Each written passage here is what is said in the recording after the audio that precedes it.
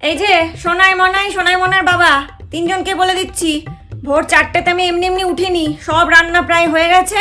ভেন্ডি সেদ্ধ, আমের চাটনি, এদিকে তোমার ওই সয়াবিন কলাই দিয়ে একটা বাটা মতো করেছি, ওইটা মাগুর মাছের ঝোলটা হয়ে গেলে আমার কিন্তু ছুটি। আমি আজকে সারাদিন ভোটের খবর শুনবো। খাবার দাবার আমি বেড়ে দিতে পারবো না। আর সকালবেলা ব্রেকফাস্টের জন্য আমি কিছু বানাইনি। সোনাই মনে বাবা, তুমি এই সামনের দোকান থেকে একটু ইডলি বা ধোসা নিয়ে চলে এসো। আমি আর জল খাবারের জন্য কিছু বানাতে পারবো না, এই রান্না করতে করতে আমার অনেক সময় চলে গেছে। টিভিটা চালা, দেখি খবরটা চালাই কি হলো। এই খাবো না কি রে এই দিয়ে? মাগুর মাছের ঝোল করছি, তার সঙ্গে এতগুলো আইটেম খাবি না তো কি? সারাক্ষণ আমি রান্নাঘরে ঢুকে বসে থাকবো?